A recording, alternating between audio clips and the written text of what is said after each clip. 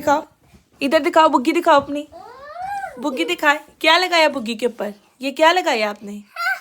हैं? क्या कर रहे थे? ओ अस्सलाम एवरीवन, कैसे हैं आप सारे? अच्छा जी, मैंने आपको जैसे कि पहले भी बताया था कि मैं अपनी कुछ पुरानी कुकिंग रेसिपी वीडियोस इनकॉर्पोरेट करूंगी। तो यहाँ पर भी मैं एक बड़ी इंटरेस्टिंग सी वीडियो दिखाने लगी हूँ पेरी पेरी बाइट्स की, जो कि आई थिंक मैं अपने चैनल पे पहले भी पोस्ट कर चुकी हूँ, बट उस वक्त मुझे शायद एडिटिंग इतनी अच्छी आती नहीं थी, तो वो इतनी ज़्यादा अच्छी एडिट हुई नहीं है। सो आई थॉट कि मैं इसके अंदर दोबारा से इनकॉर्पोरेट करने की कोशिश करूँ। So today I am gonna show you 16 मार्च 2023 की एक रिकॉर्डिंग जिसके अंदर मैंने बनाई थी पेरी पेरी बाइट्स। तो पहले चल के देखते हैं रेसिपी और फिर करते हैं उसके ऊपर बात। एंड ऑल्सो सिंस मैंने बोला था कि मैं यहाँ पर एक नया सेगमेंट स्टार्ट करूँगी जहाँ पर मैं डिफरेंट इन्फॉर्मेशन आपको देना शुरू करूँगी। सो आज की इन्फॉर्मेशन है is about a bee. As everybody knows कि जो बीज होती हैं वो हनी प्रोड्यूस करती हैं। कोई छोटी होती है, कोई बड़ी मक्खी होती है, कोई जंगली मक्खी होती है, और डिफरेंट फ्लावर से वो जिस तरह का भी एक्सट्रैक्ट करती हैं उससे डिफरेंट किस्मों के हनीज निकलते हैं, ठीक है ना। तो यहाँ पर I am gonna talk about a bee जो कि हनी नहीं ब्लड प्रोड्यूस करती है। इज़ इट ईडेबल और नॉट, उसके ऊपर बात करेंगे इस वीडियो के दरमियान में ही कहीं पर, जिसके लिए आपको देखनी पड़ेगी पूरी वीडियो। तो चल के देखते हैं रेसिपी, फिर करते हैं आगे बात। अच्छा जी, आज मैं एक्सपेरिमेंट करने लगी हूँ पेरी पेरी बाइट्स बनाने का। सबसे पहले इंग्रेडिएंट्स बता दूँ। इसके लिए हमें चाहिए है इतनी मोटी सी मिर्चें। अगर आपको एलपीनो मिल जाती है तो क्या ही बात है। ब्रेड क्रम चाहिए, इस ब्रेड का भी मैं क्रम बनाऊंगी। मोज़रेला चीज़ ले रही हूँ, आप कोई भी चीज़ ले सकते हो। अंडा ले रही हूँ, चिकन ले रही हूँ फिलिंग के लिए, और इसके अलावा इसमें जाएगा मैदा जो इस बॉक्स के अंदर है, और विनेगर ड्रेसिंग के लिए, और सॉस के लिए अलग से इंग्रेडिएंट्स बताऊंगी बाद में। सबसे पहले पहला काम स्टार्ट कर लेते हैं, जो कि है इनके अंदर से हमने इनके बीज निकाल के इनको सिरके में भिगोना है। So let's get started. इस तरह से एक कट लगाएंगे और इसके अंदर के सारे बीज को स्कूप आउट कर लेंगे।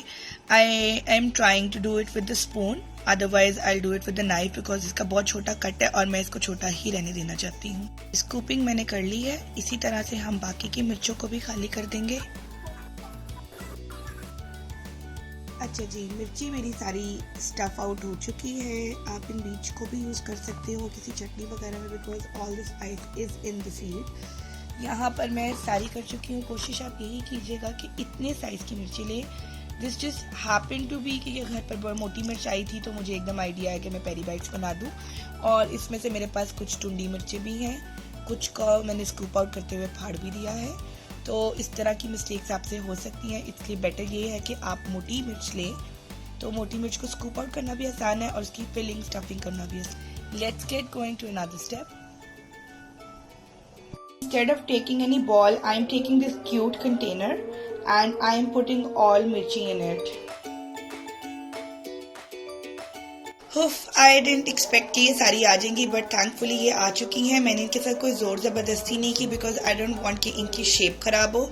इसमें डालने का मकसद ये है कि मेरे पास है विनेगर कम, और इसके अंदर अगर डालूंगी तो ये विनेगर के अंदर इजीली डिप हो जाएंगी, और हमने इनको कम करना है डिप एटलीस्ट फॉर 20 मिनट्स। तो जब तक मैं अपनी दूसरी स्टफिंग तैयार कर रही हूँ तब तक हम इनको डिप करके रखेंगे। I am pouring in some vinegar. Make sure करना है कि ये सारी ऊपर से लेकर नीचे तक फिल हो जाए, एंड वाला हमारा मिर्ची का अचार तैयार है।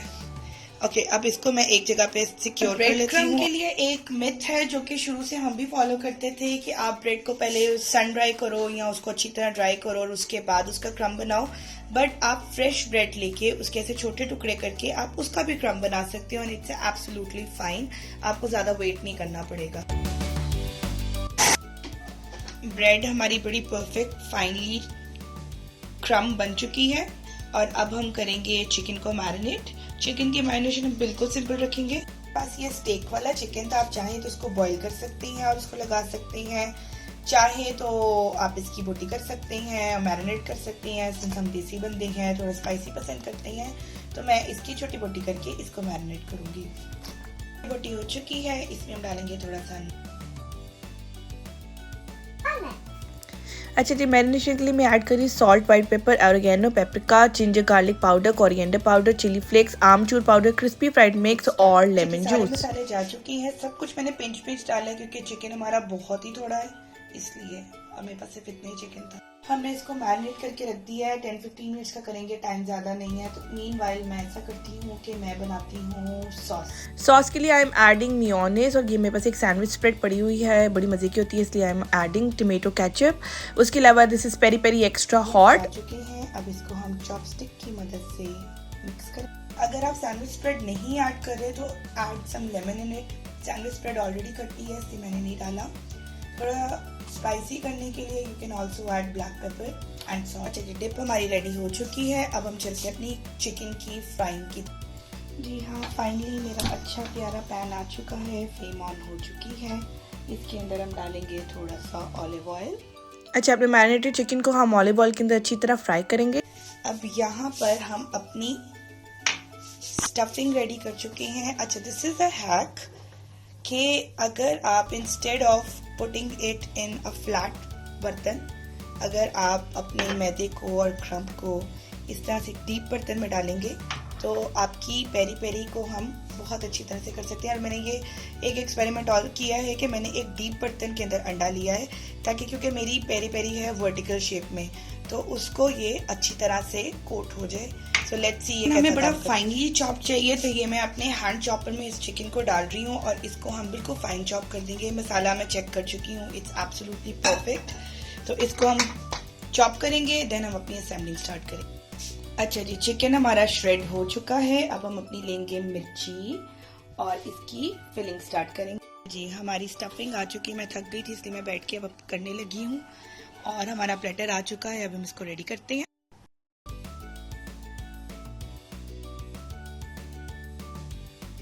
ओके जी, मेरी स्टफिंग रेडी हो चुकी है, दिस लुक्स इनक्रेडिबल।